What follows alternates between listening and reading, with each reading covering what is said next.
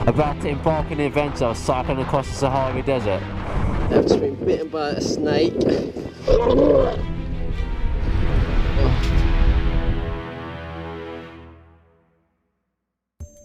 In the summer of 2014, 23-year-old Briton Daniel Ofili set out on an epic adventure to cycle across the Sahara Desert. The journey would take him 1,800 kilometres from Morocco to Senegal, across one of the harshest natural environments on Earth. This adventure isn't about going from A to B. It's not about how many miles I can do per day.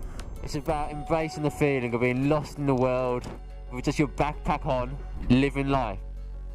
You know, the important thing about life is not about remembering it, it's about feeling it in the first place. Daniel's trip didn't get off to a good start when his bike suffered a broken pedal. This is the second time in 2 days they've had to fix my bike. It's not good. It's really grating on me.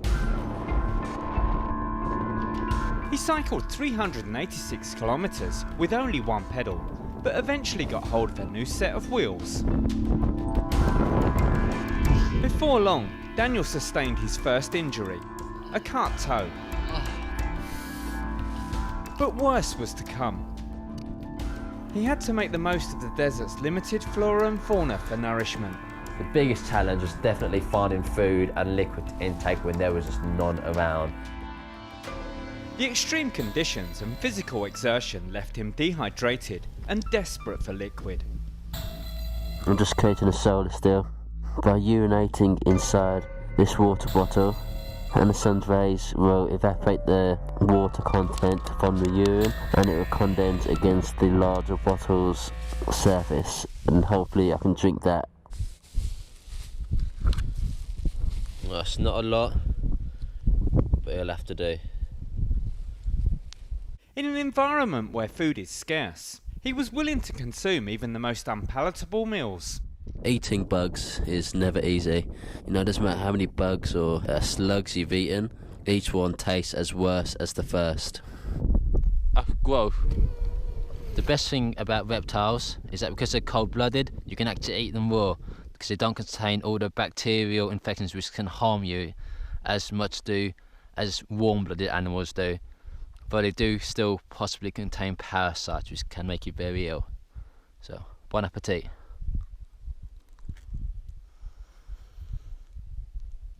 But the desert diet didn't agree with him. I'm starting to feel so sick.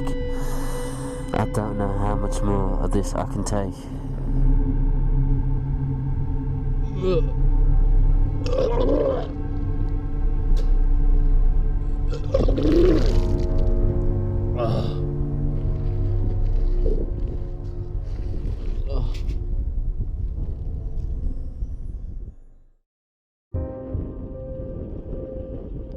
Daniel was picked up by the military.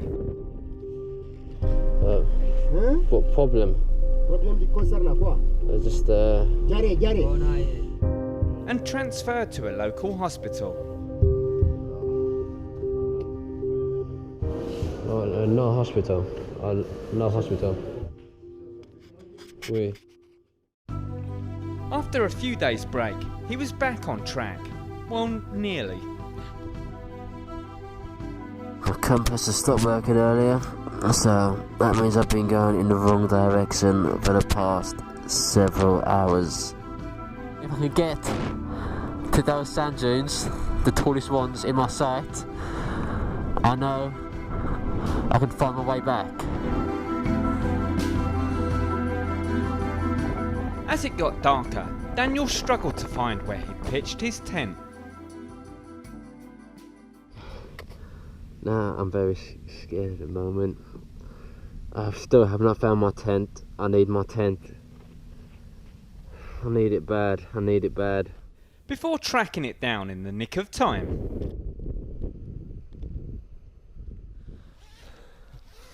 Out my tent, and the views are just insane. I would wake up many mornings and just find snake tracks. You know, the problem with finding snakes in the Sahara is that the snakes prefer to be nocturnal, which means during the day they're hidden underground underneath rocks. But one morning, Daniel discovered that a snake had found him first. I've just been bitten by a snake. I've tried to suck out the venom, but it's not working. He decided to try an unproven method to remove snake venom. I had to think quickly. I took out my Stanley knife. I had to cut 2 small X's into the bite and try to suck the venom out. I knew it was outdated before I even tried to do it. They used to do it in cowboy movies, and it's been ruled by the medical profession as not advisable because you could end up doing more damage to yourself. But there was no help. I had to at least try, even if there's only a 10% chance of it working. Although his leg swelled, Daniel didn't experience any other symptoms. After resting, he decided to get back in the saddle. Finally, the end was in sight. Daniel crossed the Senegal River and found himself on the home straight. After 36 days full of trials and tribulations, Daniel received his passport stamp at the Senegal border. Tim. Oui. Okay. Your phone number. Merci.